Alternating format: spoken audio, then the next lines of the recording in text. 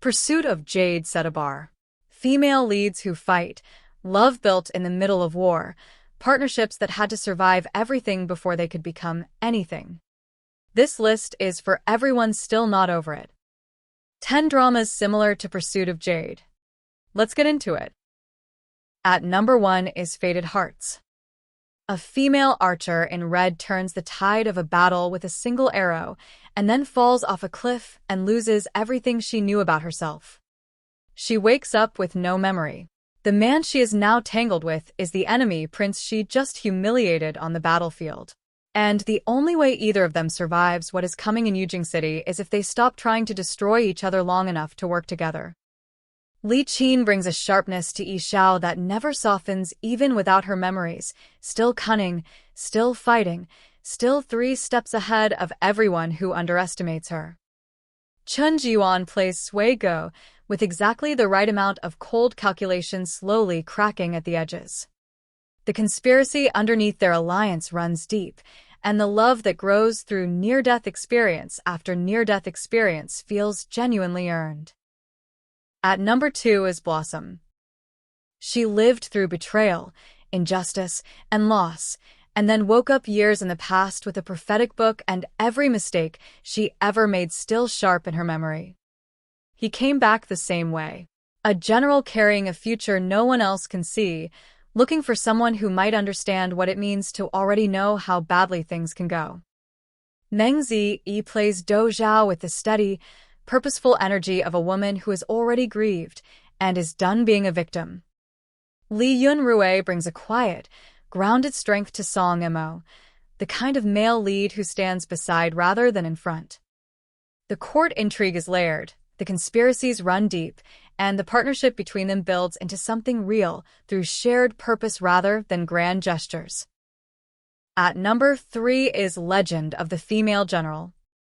She disguised herself as a man to survive, proved herself on the battlefield, came home a celebrated hero, and got betrayed by the very family she bled for.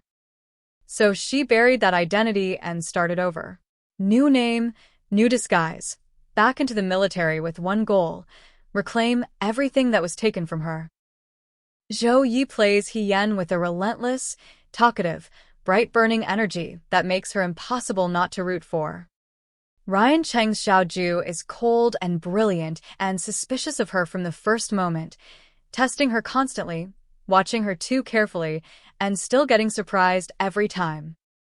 The slow burn between them is the kind that makes you hold your breath.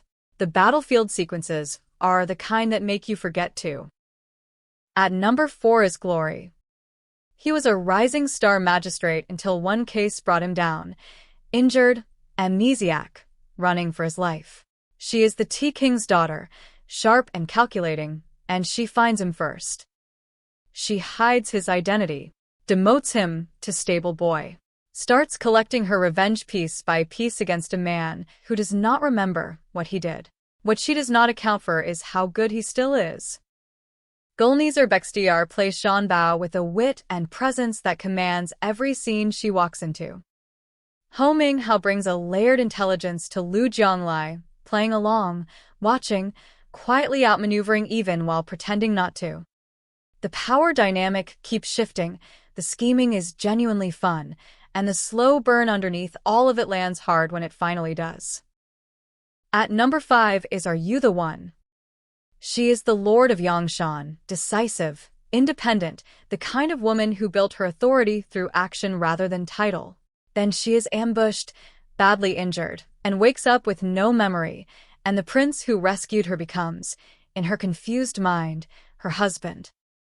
He knows she has the wrong man. He plays along, anyway. Wang Charan plays Lu Miantang with warmth and sharpness in equal measure. Even without her memories, the competence bleeds through. Zhang Wan Yi gives Cui Xingzhou just enough amusement and just enough genuine feeling that you believe the shift when it comes. The fake marriage has real stakes, the comedy never undercuts the tension, and the relationship that builds through all the mistaken identity chaos earns its ending. At number 6 is Generation to Generation. She was fated to become a witch. He survived a family massacre and came out the other side paranoid, withdrawn, and wrapped in walls you cannot see over. The sect threw them together anyway. And now the secrets are surfacing, the identities are unraveling, and two people who were never supposed to trust anyone are getting closer to the truth of each other than either of them planned. Bao Shang and brings a sassy, spirited energy to Kai Zhao that makes her magnetic even in the sect's rigid structure. Zhou Ye plays Chong Ning with a coiled tension that makes every crack in his walls significant. The wuxia world is rich, the mystery builds carefully, and the hidden identity layers complicate everything in exactly the right ways. At number 7 is Si Jin. She was killed by the man she loved. And then she came back. Not shattered, clear. She breaks the engagement, outsmarts everyone who had power over her, builds something of her own, and starts uncovering crimes no one else would touch. And then he walks back into her life, and she has to decide what to do with a man she already knows the worst of. Jing Tian plays Jiang Si with a quiet, steely precision, determined without being brittle, warm without being naive. Zhang Wan Yi gives Eugene a genuine reckoning rather than an easy redemption, and the trust that rebuilds between them is slow and specific and honest. At number 8 is Prisoner of Beauty. Two families with bad blood. One alliance marriage, and two people who walked into it guarded and suspicious and absolutely not planning to feel anything. They do anyway, slowly, through bickering and boundary testing, and gradually discovering that the person they were braced against is actually someone worth standing beside. Song Zuer and Lu Yuning have the kind of easy, crackly chemistry that makes the bickering genuinely fun, and the warmth hit twice as hard when it arrives.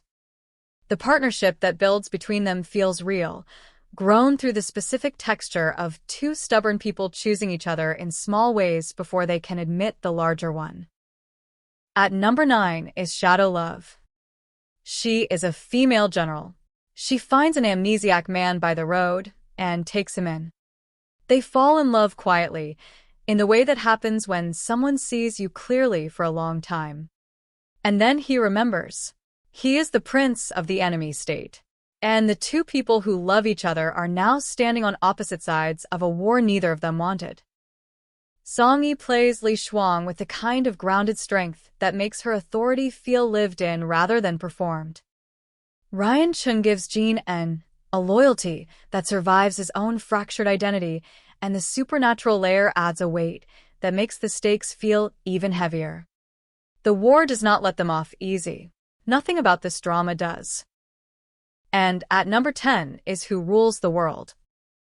He is elegant and composed. She is unrestrained and brilliant, both hiding who they are, both completely matched by the other person and slowly, quietly realizing it. The martial arts world and the political world are collapsing into each other, and somewhere inside all that chaos, Zhao Lusi and Yang keep ending up on the same side of the problem, even when neither of them is supposed to be there. She brings a fire to Bai Fengxi that makes every scene electric.